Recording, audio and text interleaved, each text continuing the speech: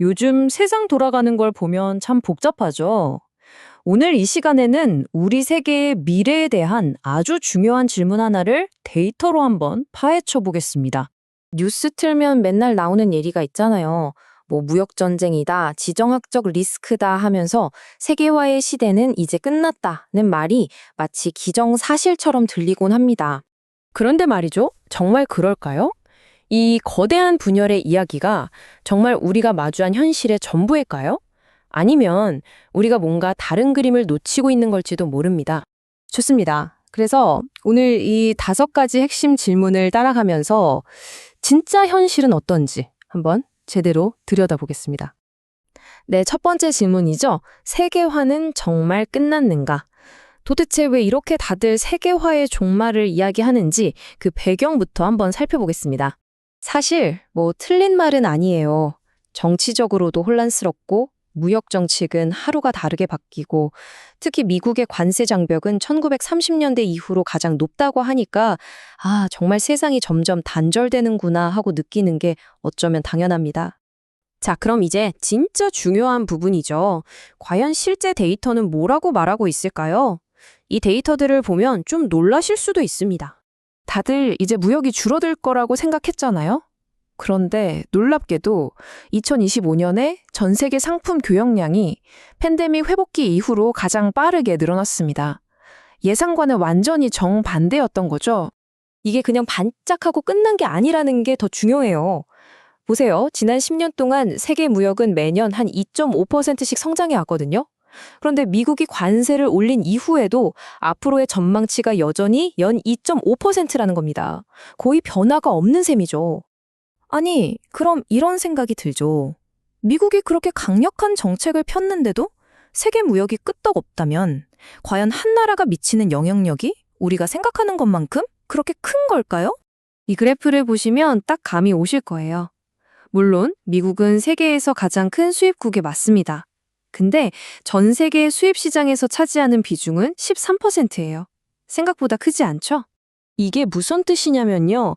나머지 87%의 어마어마한 무역은 미국을 아예 거치지 않고 일어난다는 겁니다.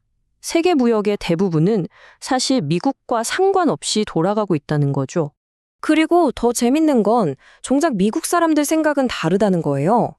무역이 위협이 아니라 기회라고 생각하는 미국인이 2025년에 81%로 30년 만에 최고치를 찍었습니다. 이건 진보 보수 가릴 것 없이 다 똑같이 나타난 현상입니다. 그러니까 지금 미국의 정책을 잘 뜯어보면요. 세계화 자체를 거부하는 게 아니에요.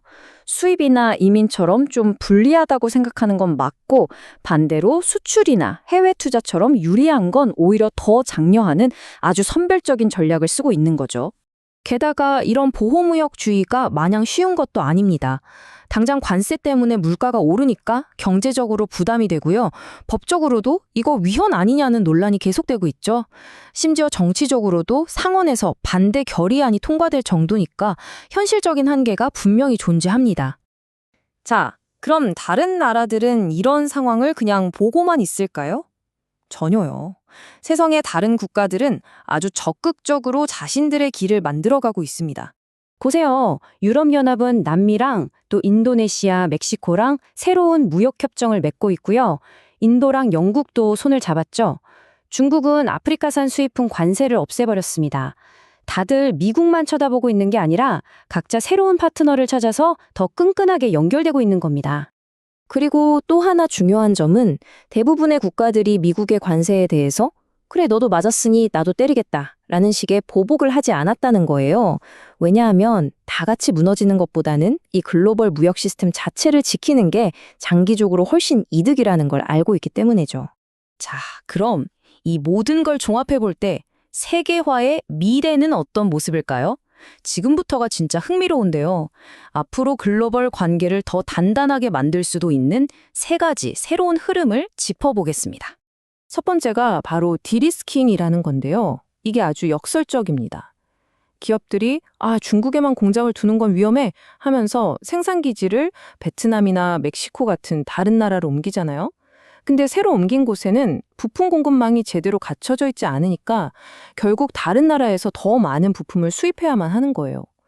결과적으로는 오히려 국제 무역이랑 해외 투자가 더 늘어나는 효과를 낳는 거죠. 그리고 두 번째는 다극화된 세계입니다.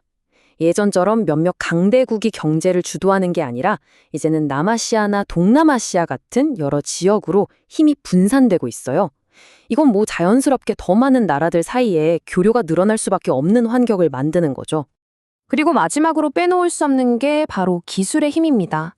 특히 인공지능 AI가 앞으로 2040년까지 전 세계 무역을 무려 37%나 늘릴 거라고 해요. AI 번역 기술만 봐도 그렇죠. 언어 장벽이 허물어지니까 국경을 넘어서 사업하는 게 훨씬 더 쉬워지고 저렴해지는 겁니다. 이 말이 참 와닿는데요. 세계화는 한 번도 국경 없는 세상이었던 적이 없다. 언제나 마찰을 극복해 나가는 과정이었다. 생각해보면 그렇죠. 국제 비즈니스라는 게 늘 어려운 문제들을 풀어가는 과정이었잖아요. 지금의 도전이 좀 새롭게 느껴질 뿐일 그 본질은 달라지지 않았다는 뜻입니다. 결국 우리가 던져야 할 질문은 세계화가 끝나가나가 아닌 것 같습니다. 오히려 세계화는 앞으로 어떤 모습으로 진화해 나갈까가 맞는 질문이겠죠. 지금까지의 모든 증거들은 세계화의 종말이 아니라 오히려 더 복잡하고 더 흥미로운 형태로 변신하는 과정을 우리가 지켜보고 있다는 걸 말해주고 있습니다.